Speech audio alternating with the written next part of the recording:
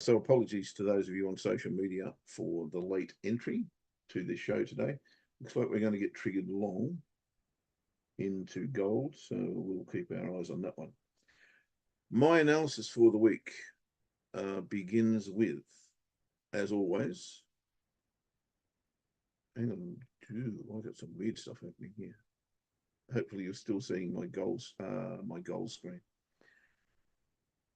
Weekly game changer bars, where I start. And again, those of you here for the first time, what I'm looking for here is a directional bias based on the weekly charts. And I use a thing called a game changer that I've named a game changer anyway. It's actually known as a key reversal bar. What is a key reversal bar? You may well ask. Key reversal bar is or a candle, if you like. I call them bars and they're candles. It's the same thing. A reversal bar is pretty obvious to most, I would have thought. A key reversal bar can be defined, or I define it, as a bar or candle whose, in this case, low was lower than the previous session, whatever that may be. This time we're on a weekly chart. So the low is lower than the previous week, it's low, and it closes on or near its high. Now, I very seldom give the parameters for what near its high means. It means if we've closed in the top third of the bar, if it's a buying bar. So if it's closed in the top third of the bar, which this one has, that's good enough for me. If it closes on the high, even better. So that is a key reversal bar, and it's a game changer bar. Same thing. If, however, we're looking to trade short, with like this one here, the high is higher than the previous bar or week's bar or sessions bar, and it closes on or near its low. So that's a very clear game changer bar right there, as was that one. Would you trade that one? Probably not. This one wasn't, because the high is not higher than the previous bar's high. It is a bearish engulfing bar, no question, and closed on its low, but that's not one that you would trade because, oh, sorry, you could trade it, but not in this system or not in this fashion. So the high has to be higher than the previous. Hope you got that. So this one is a high test bar whose high is higher than the previous week, and it's closed near its low, not on its low, but near its low. The problem I have with this is probably twofold, but the first thing I see, and when I see this, I just move on very, very quickly. I've got a low test bar the previous week, which is indeed a game changer bar because it closed near its high. The previous week, it was a high test bar that closed near its low.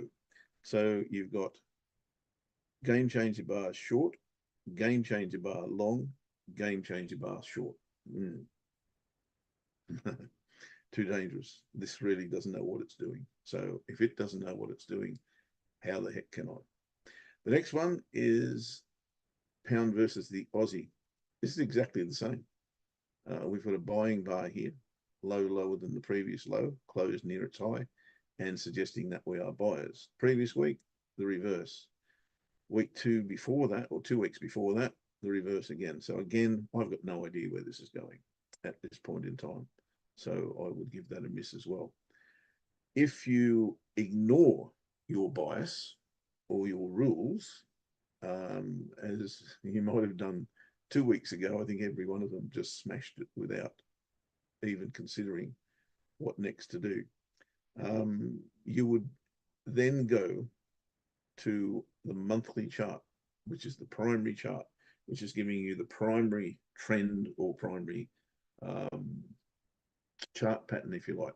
What's driving this market currently? Is it a double bottom? Is it a double top?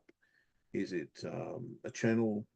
Whatever the primary situation is, and the market saying, or the chart saying, well, here's what I think, then that's what you must adhere to. So this chart at the moment is a little bit confusing, but in a primary sense, using the using the monthly chart, you could argue that we've had a double bottom and maybe a higher low, certainly one in here, higher high, higher low. So you could argue the case that this is actually going north in concept. Um, Hi, Hello, buddy. How you bit of doing? a trade. Sorry, I didn't want to interrupt, but I do have a trade if everybody wants one. Nobody Um, wants to trade, mate. Piss off. no- Of um, course. I am looking at the Aussie dollar short. Okay. So let me just bring up my charts for you. Now I've got in slightly earlier than I'd like, but I'm just a bit concerned it's going to go. So I'm going to get. I'm just going to build into this position.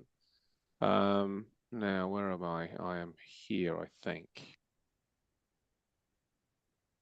Okay, so this is the current situation. So if you look at this on a daily, I'm getting in at the break of this low, but actually what I'd really like to do, it's not much higher, but I'd like to really get in along this trend line. So um, I'm switching to the 5 minute here, and if this does come up a little bit higher, then I'll build into the position here. But I've just sort of taken a little bite at this particular stage just to sort of get me in if it does start to go. Currently, the stops are above the. I don't think they need to be this wide, but I tell you what's slightly, there's a little bit of a thought process going on here. Um, the first thing, of course, if we look sort of technically right the way through, the the overall trend is still down on this one on the monthly, but we are starting to see potential for higher low, higher low, higher low. So I wouldn't aim below that. I'm not. I wouldn't sort of suggest that this is going below this particular point, but I wonder whether we might just come and nestle at the bottom of the triangle over the course of the next maybe week, maybe slightly longer. Um, so I'm looking at least for a test down there. I don't love the inverted head and shoulders that you can see sort of more evident here on the weekly. But it does seem like there's a little bit more room for this to go before we really kind of establish the inverted head and shoulders. So a little bit more of a dip, I think, is I've is is lost a cheap. cash. Guys, Oh, if you've you lost can't me. hear, You guys hear me? Uh, Jeff's frozen, so let me just see if it's me or whether it's you guys. Right, nobody looks like they can hear me. So I'm going to log out and log back in then. If anybody can hear me, let me know. Okay, in that case. Then why has that happened? Oh, I've got you back, mate. I don't know if you got me. You're muted on mine though. there we go.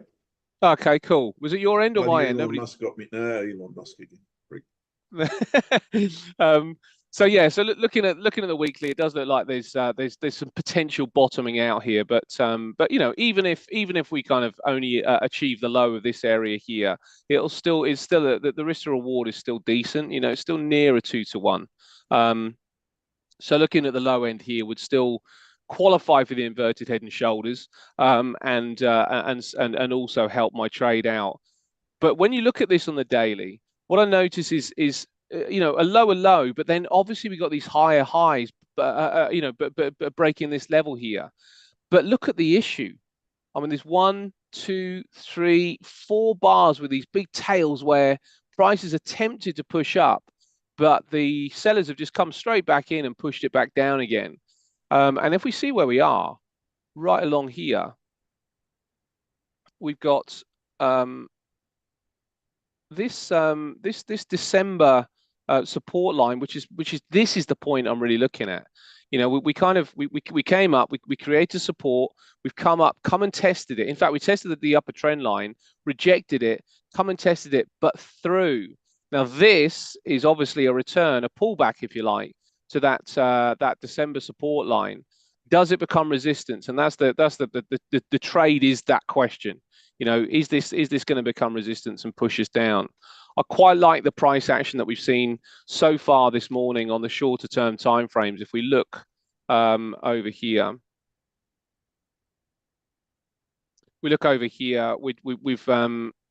it doesn't look so attractive on the hourly, but if you look on the 50 on the 5, actually it's better.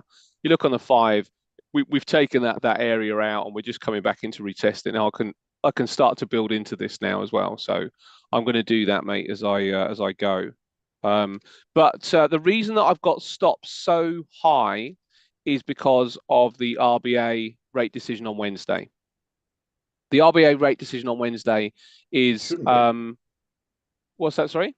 It shouldn't be. It's never on a Wednesday, and it's always the first Tuesday of the month. Is that right? There we go. I'm going to get into that again. Is it Tuesday? Oh, I tell you what, it might be your Tuesday and my Wednesday. Next week, maybe. Not this week. Let me just double check. Let me just double check. I thought there was one. Unless it's changed, and I don't know that's ever changed. But yeah, it's No, sorry, not. not. I'm saying RBA, but I don't mean RBA at all. I mean the RBNZ. There we go. RBNZ. Yeah, the RBNZ rate decision on Wednesday my time, which I think is probably Tuesday your time. Yeah, be Wednesday morning early, I would think. Oh, Wednesday. Yeah, it's like I can't pull up my things. Yeah, so I've got Wednesday at 1 a.m. So yeah, so that's the only reason I've kind of put stops so high, and the reason for that is that this will probably be affected by that decision just as much as everything else. Just as much as the other currencies, but more so. The knock-on effect that could come out of that rate decision for the Aussie, I think, is also evident. So that's the reason that I've decided that I want to keep stops nice and high and well out of the way, just in case this pops in and does a whole bunch of other things before that particular decision is due. I mean, we might well see it right the way back up to this point here, and that will be an equally good price point as well. So yeah, that's the idea anyway, mate. I'm looking at Aussie dollar shorts. The seasonals are pretty abysmal on the Australian dollar. Historically, we see a decline not only this week but right into next week, going into the next month. So so I think there's a decent chance. Fundamental data is mixed from Australia. There's kind of manufacturing which isn't doing well, but services which are doing relatively okay. But I think when I sort of find a week like this where there is a lack of clarity when it comes down to what could move the market fundamentally, then I start to switch down the list and sort of have a look at things like the seasonals. And the seasonals, as I say, they're very negative for the Aussie. So the Australian dollar is the pick for me, mate. And yeah, you can see that the trade is on, and I'm just going to build into it. Right the way up to here. Sure. I'm 100% on board with the lack of clarity situation. In fact, I'll just finish off my stuff and then you can. Yeah, sure. Sure thing. For the week. And it was weird. I'll give you back the screen. Because I was looking at the indexes, and the only thing I could see that looked reasonable, apart from the dollar looks good on the weekly charts, because we had this massive reversal bar last week. Yes. But that said, we had exactly the same thing the previous week going the opposite direction. Yes. Yeah. So it's a little bit confusing, as is most. But I turned to the daily, and the dailies is telling me it's a buy for two reasons. I mean, there's a lovely confluence here of. You mean the dollar? The dollar, yes. This is the dollar index I'm looking at. Okay, yeah. So on the daily, from a horizontal level point of view, this looks particularly good in terms of it's rejected this former resistance level, which was former support, and you don't get many better rejection bars than that. The issue I would have, the only issue I would have with this is we're really looking at another test of the monthly pivot. That said, as I've been harping about for I don't know how long, but a long time, this range is absolutely very, very firmly intact and still is. So I do expect that we're going to the top here. The only question I have in my mind is, are we going to get a monthly pivot test before we go to that top of that range again? So that's a little bit confusing to me. If I look at this daily chart, as I said, it looks absolutely like a buy from here. Yet, I've just got that question mark, and I really don't know why. That would tend to lead me to something like the euro short versus the dollar. And of course, when I look at that chart, it's going to look particularly interesting with monthly pivot. Unlike the dollar index, the euro has tested the monthly pivot and has put in, well, in my terminology, a reversal bar. Not a key reversal bar because it hasn't closed near its low. But when I see that, it's a potential lower high based on the re-entry into the channel or the range, the box, whatever you want to call it. And I do expect this to go down to here at some stage. The only question is timing, in my opinion. And unlike me, I have chosen to trade a prickly pair, or what I call a prickly pair, which is a low test bar followed by a high test bar. And generally, the reason I call it a prickly pair is that it generally stings. So I'm very, very cognizant of that. And if I do get any support here at all, looks like turning this around, I'll either take some profit or just get out of the trade, because I don't trust it that much because of that situation. In particular, if we get down towards the bottom of that game changer bar the previous week. So that's really the only thing I saw as clarity, and that came really from the indices or the indexes. The euro, if you have a look at that index, that's the structure I've got on the euro. That's the euro dollar index or euro currency index, where it's got a clear reversal bar the previous week and is back above that support trade line. I don't expect that there's too much in this because we're in a very, very tight pennant, but I think there's enough there on the weekly chart to get a decent amount of profit out of it. So that's the euro. The dollar, as I pointed out before, appears to be, as you might expect, the dollar index is exactly the reverse of that. So it's at a resistance level and bouncing off that. So I'm expecting that will probably fill at least this little, or whatever you call that. I don't even know what you call that, but it's a market structure as far as I'm concerned, and it has a confluence here. So maybe a little bit of a retester there, then short, and that's the question mark I've got around that monthly pivot, as I said. So I see dollar under a little bit of technical pressure, and the euro obviously in the reverse situation. So euro versus the dollar short actually makes sense to me in that regard, I think. Yeah. That's the reverse of it.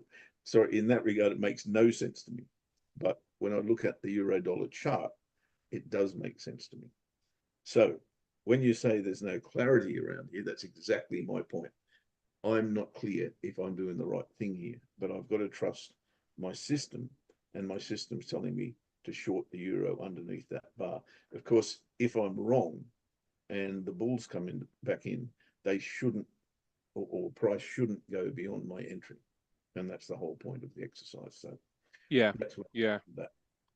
I think that's sort of sometimes that's as good as we can hope for, isn't it? You know, that if we are wrong, and that's why we trade in specific places, you know, a lot of the time. Yes. If we're wrong, then we can get out at a very little loss, even if it fluctuates a little bit above and below our position. So yeah, I like that, mate. I was interested in the euro last week for intraday shorts, but it didn't really do anything. I mean, it was towards the end of last week, I was sort of looking at it, and it didn't really. I saw the test of the pivot, and then it came down a little bit, but it didn't really do a lot. But the fundamentals of the euro aren't very good. But then when you look at some of the kind of, you know, other underlying factors that I look at, like the seasonals and the COT, they don't really support a short at this stage. And this is where the whole question of, like, you know, what's priced in comes into play, doesn't it? It's like, you know, and I always get a little bit misled by certain statements, like priced in and what's the other one that people sort of tend to use? Um, maybe fair value. I'm not sure, but I don't Oh, know how right. they work in. For that I'm not particular sure how they scenario. work in those equations out. Because to me it just looks, it always seems like when the news event is done, give it a little while to settle down, and that's probably around about priced in then. Like people are talking, like for example, a Fed pivot everybody's expecting. Well, is it already priced into the market? So because if it is, that would suggest that the likes of the Nasdaq and all the other risk assets aren't going too much further when they pivot, because people have already bought in advance of that particular announcement. Um, but you can almost guarantee that the Nasdaq will get another pop when they do announce it. I don't know if it'll turn at the end of it or not. I don't know, but I don't know, sort of, when people are sort of saying priced in, how long has it been priced in for? Because surely that particular price is the fair value, and it could be 20% below where we are now, because the buying's been going on for such a long time. I think that expression you're looking for is, they do say the market is always in equilibrium. Yes, maybe that's what it is. Yeah, yeah. That's Which of course it poppycock. isn't, because people are front running any Yeah. announcement that's coming. People wouldn't have been buying the likes of Bitcoin and the Nasdaq if it was in equilibrium, because they haven't yet lowered the interest rate. So they're buying in anticipation of that. But somebody's going to get stung at the top, because when they do eventually raise the interest rate, they're going to think, oh yeah, now we can go. But it's like, well, everybody bought before that announcement because everybody been anticipating this. So it could probably drop down 5% to find a genuine kind of fair value of that. Yep. So to summarize my position this week, I see the euro pretty much like I did last week, as at support and potentially a buy. Everything else except the dollar Yeah, is probably a sell. So yeah. euro versus anything, dollar versus anything Oh, makes sense to interesting. me. So Euro versus Aussie might be one for you as well, mate. I'll tell you what, that's Maybe, getting a bit of a boost this morning too. That's maybe. got an inverted head and shoulder. You look at that on the daily as well. I mean, that's sort of looking like quite a broad inverted head and shoulders as well. There's some if that's the pattern you go for, the Yeah. Euro Aussie, it's closing in on a potential resistance line. And if that breaks out of that resistance line, that triangle has been going on since May last year.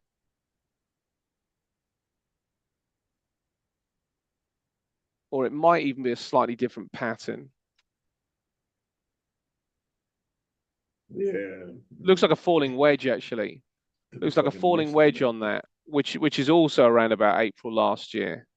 Um, yeah, if you what I've got is I've got my low point on on the 4th of July. There, maybe. No, further on. Yeah, 4th of July for the low, for the bottom trend line. The next one up, I think it is. There. Yeah, that Okay. one.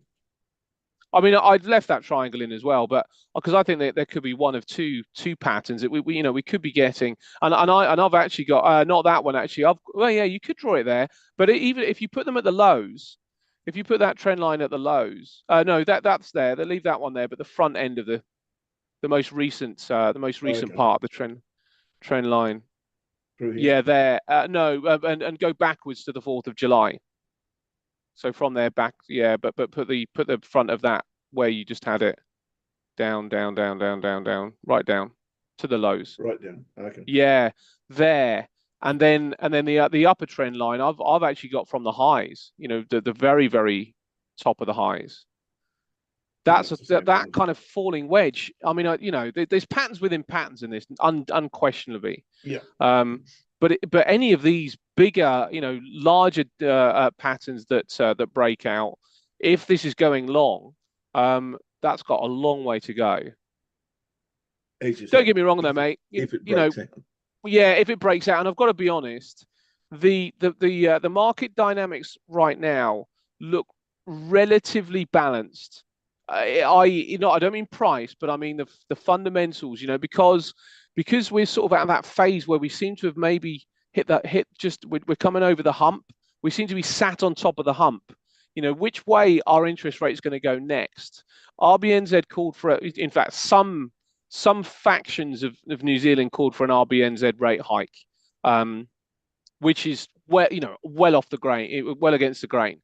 If you consider what the BOE are saying, if you consider what the Fed are potentially kind of anticipate, what we anticipate from the Fed, ECB, no way they can raise rates. Unless inflation all of a sudden picks up to 4%, it's not going to be on the table for them because the fundamentals are terrible, really from Europe in comparison to everybody else. But we've got this kind of situation where it's more a question now of, I think traders are kind of getting the idea of who's going to go first, who's going to lower first. They're not even thinking about raising. Who's going to lower first? Because they're the ones we want to try and sell. The RBA look no more likely than anybody else, which is why when I look at this, I think we've probably got some pretty good intraday trades going on, or maybe something we could hold for a week. But anything beyond that, I think it gets clouded again. Yeah, look, I think it's pretty clouded from most points of view. And when I look at a chart like this and I see the bigger picture that you're seeing, I got that. But look at this. Look at this. It's all rangy stuff. It's all rangy, yeah. And that's cool. I like that. Yeah. That makes perfect sense to me to trade it from the top to the bottom. And really all you need is a clear range, a clear pattern to be able to trade it. And as you say, we're very, very near the top of this one. And as soon as I see a sign at that level, whether it's a false break, whether it's a break and retest, or whether it's a clear rejection of that level, that's what I'll be looking for. And I think, if you're prepared to wait for those boundaries, if you like, and when I do my courses, I always go back to the very first thing that I learned, and that was those trend lines and boundaries around price. Look at them as fences. Yeah. And how high is the fence? Yeah. Can a cow jump over it? Can an antelope jump over? How easy is it to break down that fence for an animal? Yeah. So think of a farmyard, right? And when you've got a fence that's strong enough, the cows can't get through it. So the very bright individuals that they are, they think, well, hang on, I can't get through here. Let me try over here. Yeah, yeah. I like that, mate. Yeah. And that's the very, it's the very first analogy I learned in trading, and I think it holds well to this day. Yeah. And as you know, I use images a lot in my analysis. Yeah. So, and anybody who goes to Bali will probably see a little bit more of that, I would imagine. So loving it. We'll be there in 3 weeks, less than 3 weeks, right? Yeah, no, it's closing in. I mean, I've been preparing as well for Bali. Actually, George is in the room, and he's probably been preparing for Bali too. It's big, isn't it, mate? I've got to say, my presentation this time around is going to be bigger than ever. And awesome. I've started a lot earlier, so I think it's hopefully it's going to be something of real use and real depth for people. Can't wait. But it's all stuff off the chart. Everything I'm doing is off the chart. It's not, the chart comes in at the end. Right off the charts. Yeah. How about you, Hello, George? How's things going? Things are well, gents. I mean, greetings to you. And it's pretty quiet morning, I think, Yeah. That's I kind of logged in early because there's nothing of that I'm about to jump in. A lot of ranging across all the indexes since the open. Even currencies as well so far, it's got a bit of ranging. I mean, there's a bit of a threat from the UK 100 to break out, but that's just failed. Bulls. Yeah. So back to that range again. So, I'm just keeping an eye on all of them to see. I mean, when things are ranging, it's good, right? Because something is going to break out. And then hopefully it's also good if it doesn't, George. It's also good, I know, but if you're on the 5 minutes, how long will these tight ranges last? If they last the whole day, I'm sure they'll write books about it, Yeah, My heart would give yeah. out, mate. My heart Yeah. would give out. Yeah, the I mean, FTSE's an interesting one, isn't it, George? I was looking for a proper push last week with the FTSE, and I got a little bit of upside when it came down and tested the lows on Thursday. yes, But it hasn't taken, when you consider the rest of the markets that are going on, the likes of the DAX and the obviously the S&P and the Nasdaq and I'm not really sure where in fact the Nikkei, all of these markets are just absolutely they're flying. But the FTSE is still static. It's an awful market, really. And I say that not because of what's happened in the last week, but really with what's happened in the last 5 years. It just, I had to look at a price point on the FTSE over the last 5 years, and it hasn't moved. yeah. I I just mean, deleted the gold short, guys, by the way. we're going short on gold. No, I just deleted the order. Oh, you deleted. Oh, okay. Yeah, cancel the order. Yeah, I mean, the bulls tried to kind of break out just now, but they failed. So we're dropping back into that range. Euro yen seems to be interesting. Bulls are trying to do something. Euro yen, so Yeah. that's probably The bulls one are to trying to do something. Yeah, I mean the yen is, it's one of those currencies that if you stay on the long side of the yen, if you're short yen and you have it in a currency pair, you're always fine until you're not. And it's going to be one of those, isn't it? It's going to absolutely tank at some point, probably, just because of the way that it is just sold off so regularly. And it must be currency traders, in these big hedge funds, it must be their absolute dream because they know that the BOJ don't really move on policy. And I thought, just as the old kind of famous saying goes, this time it's different. I thought they would be different this time round, but with the inflation narrative, but they haven't. They've still held firm with Japan. They seem to love this negative interest rate environment.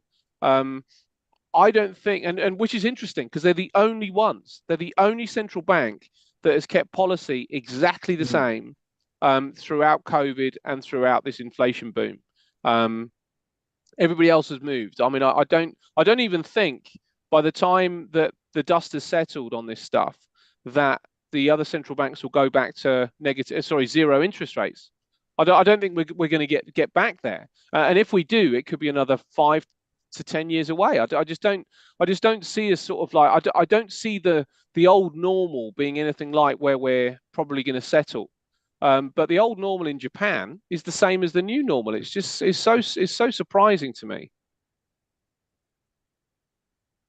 If you're asking for an explanation, mate, I can't help you. Can you give me an explanation, Jeff? Except to say, I can't help as well. It's I find it intriguing because it always opens up my insights, but I can't add to the conversation, unfortunately. Yeah, I mean, no worries. I can't either. It just confounds me. It absolutely. And the thing is, do you know what's really sort of like the thing that they get you with? Every now and again, they'll just drop a little sort of like, you know what? Because this is the thing. I mean, it's absolutely fine that they keep interest rates low, trying to boost a little bit of inflation. And inflation over in Japan is under 2%, is sort of in and around the right mark. But what's interesting is that they every now and again they sort of say, what the value of our currency is going to ultimately harm us. But obviously, you see that the Nikkei is not doing any harm. I know that's not the economy, but the index is flying. It's having no problem at all with Japanese companies. So it's just hard to trust. Hard to trust any sort of whispers that they might be changing policy because they just never do. And I don't know what's going to promote them to do so. I guess, which I find it quite frustrating. But I just, I know I'll get caught again. But I just find with the yen, just don't bother trading it short. Just don't bother. Same. It's like trying to short the Nasdaq. Yeah, I've given up. Yeah, given up. But as you say, hedge fund traders, buying the dip on this or any other thing against the yen has got to be so profitable. Over the Oh, last, it must have been amazing. You know, when you think of the 5 years, carry as please. well, you know, you Yeah, get yeah. paid to sort of sell the yen as well, and it keeps going up. It's easiest trade in the world. Yeah. Why aren't we in it? Funny how I'm not trading it. We're too clever. That's the question every trader is asking themselves. Why am I not in it? Yeah, exactly. I mean, for me, it's always like I don't like missing the lowest points. You know, when something sort of starts going, I always feel like the value's gone. But of course, it hasn't. I mean, you know, It the keeps way going. yeah, it just keeps going. Yeah. So, Yeah, George, uh, but though, isn't it far better that every trader isn't asking the other question? Why aren't what's I the out of this? well, yeah, absolutely. Yeah. Well, there might well be some because somebody's got to sell it. Yeah. Well, you wouldn't want to be out of it at the moment because it just keeps doing what it keeps doing. Yeah, absolutely right. Yeah, it's very, very reliable, as a matter of fact. But yeah, I want to see it drop 50% before I become a buyer of the yen, I think. So, guys, we haven't got a whole lot in terms of bias. I think Ash, you've got the dollar bullish, yeah. Yeah, relatively. I mean, to be honest, I've more got the Aussie, and Aussie probably weak. the Kiwi. You know, I think the Kiwi after the announcement, if they don't raise interest rates, which I think that the market was on a little bit of awareness for with the RBNZ because of what I can't remember which bank it was now, ANZ. ANZ Bank came out and effectively said, you know, we think that they're going to raise interest rates. So the Kiwi started to accumulate in value. The data points then started to point to a potential raise in value, a hike in interest rates. But you know, they're still relatively benign. They're not absolutely blast off territory. So I think a potential interest rate hold is the most likely, and I would suggest that the Kiwi actually weakens after it. You know, it's kind of buy the rumor, sell the news kind of thing. I would have thought might be going on here. So both the Aussie and the Kiwi, I'm relatively bearish on for the week. I don't think either economy is disastrous, and I don't think it's going to weaken sufficiently to suggest that we're all of a sudden going to start reversing the longer term trend. But I think some profit taking is likely. Yeah, so you know, I've covered myself for that, and I moved my stop loss on Kiwi Swiss right up to here. Yeah, I think that's probably wise, mate. Yeah. I think that's probably wise. But I think ultimately it'll turn around again, you know, because the whispers will come back. You know, when you think of the RBNZ, they are the most hawkish of the currencies that we sort of have exposure, you know, that we tend to trade. They're the most hawkish of the central banks. So any hint that inflation is sticking around, which there are, you know, there are hints that it's sticking around. The RBNZ, I think, will probably be the central bank that people will point to again. So I think ultimately it's a buy, but I think at the current position, both the Kiwi and the Aussie are both selling opportunities. I'm not particularly bullish the dollar. It's just I think it's probably the best of a the bad rest. bunch. Yeah, I would say. I'm just sort of. I agree. But I still think on the balance of the euros at a support level, not the euro dollar, but the euro dollar is as well. But no, sorry, the euro dollar is at a resistance level. The euro index is at a support level. So that's where my confusion comes this week. I've got euro dollar short, but I think the euro currency is at support. So, like I said before, against the dollar, I think it's short, but everything else, I think it's a buy. Interesting. Yeah, interesting point. Interesting point. And I wonder whether that just kind of illustrates the type of market we might get this week, where it is quite rangy, no breakouts, you know, nothing sort of like particularly extreme, maybe from the Antipodean currencies, but maybe nothing else. Everything else just kind of stays within its bound for the week. And George, you'll sit there waiting for a breakout, or are you happy to trade reversals into ranges? Where are we at? I'll trade reversals into ranges if I have a wide enough range. I mean, if euro is not even within like 20 points, there's no point doing it. I mean, if you just look from couple of hours ago to now, we're barely at 15 points range in the euro. So I won't do that. But if that was to double and then we start just going in and up and down the range, that's probably worthwhile too. Yeah. Try and get a couple of points. So if it's too tight a range, I'll just sit, stretch my hands, have some coffee, and off You got a not rock fall wall at asleep. your place? You're Sorry? a climber, right? Have you got a rock wall at your place? You're a climber. I probably should have. I mean, my trading environment is a lot more professional now than it was a year ago because of all the power cuts we had here. So during the day, I moved into a business park. Oh, that's right. Yeah. Mm. So they should build a rock wall for you. I'm not at home where I Marcus can. I mean, at home, all my hiking gear is there. I could just pop out for 45 minutes and have a nice exercise. There you go. So I'm kind of constrained. That's interesting. Looking forward to Bali, mate. Yeah, no, I mean we all booked, all ready to go. I'm still, I've got a technical. That sounds very clever. Price action presentation, but I'm also talking to PB about doing something on my own inner journey, navigating Nice. and downs. So I'm really thinking about that because that can become quite personal. Yeah, it's difficult, those things, isn't it? Because you kind of obviously you want to share what's useful to people, but you don't want to kind of get lost in your story. So you just like phase out for about 10 minutes where you're like, oh yeah, that was bad. That was bad. Bring me back. Yeah. Look, as it's not even controversial as. Okay, let's use the word controversial as the word I'm looking for is escaping me. Let's call it psychology. As controversial as that subject is, it's always fascinated me to actually get inside a trader's head.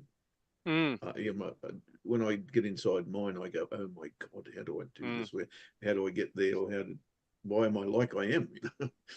Yeah. So it's a twisted story for me, very much so.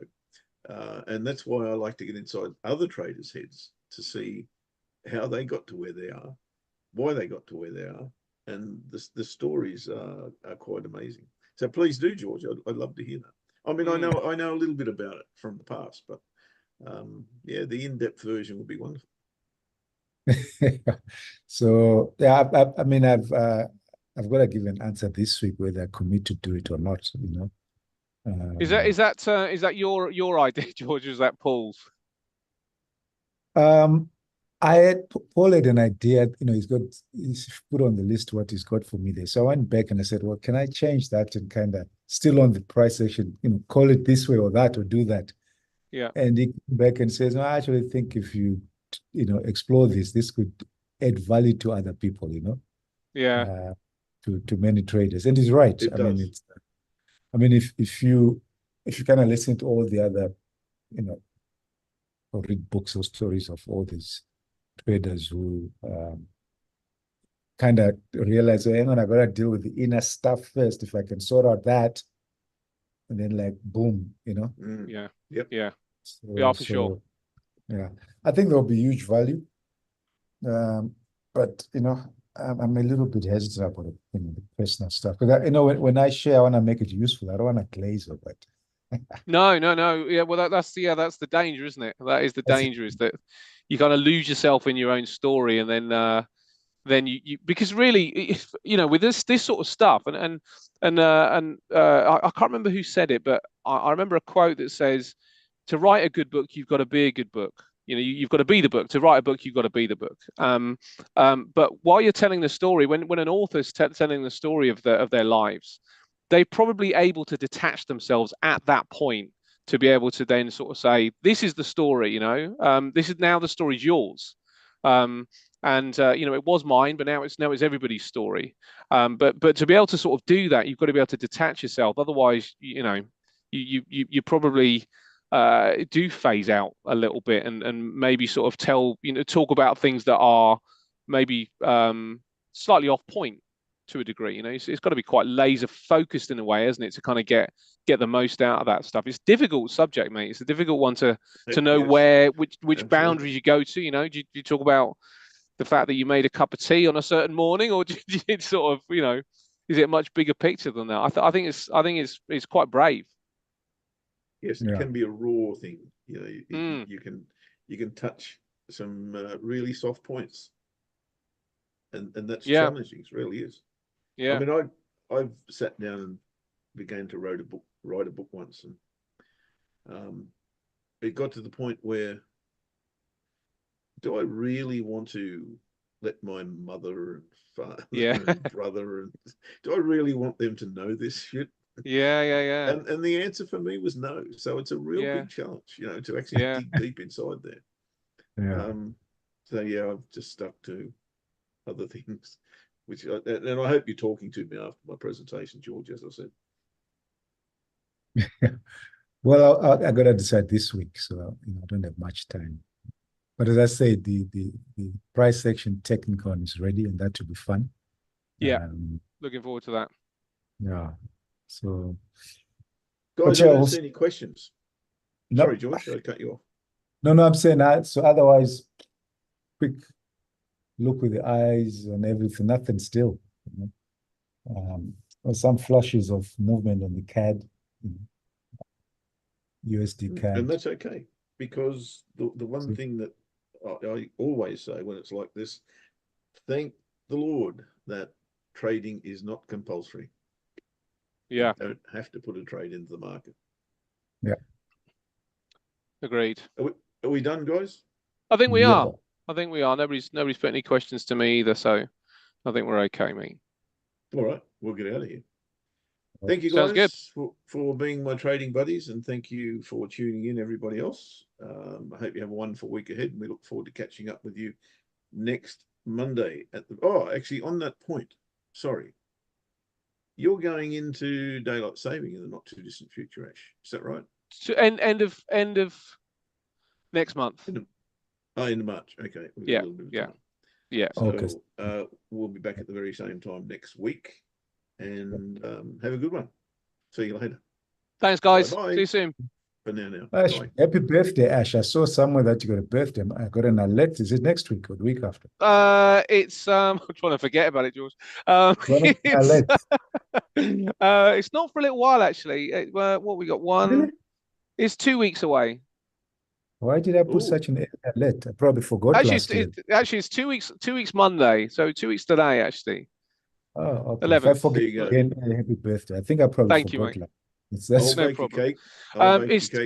You've got 2 weeks. 2 weeks, and that's that long enough. You've got now for airmail. I'll send you my address. I need a new pair of shoes. There's some shoes I'd really like called Zimmer frames or something. Yeah, I mean, you sound like my daughter. She says, I'm collecting this kind of techies. So she's talking to her mom, and I'm listening. I said, she's collecting. These are like a couple of grand each. How is she collecting these things? Who's paying for it? It's like, Dad, I'm collecting this. He's just creeping up behind you, I think. Yeah. Reminder. But all right, have a good week. All right, we'll catch up. Cheers, gents. Okay. Bye. See you soon, guys. Thanks, George.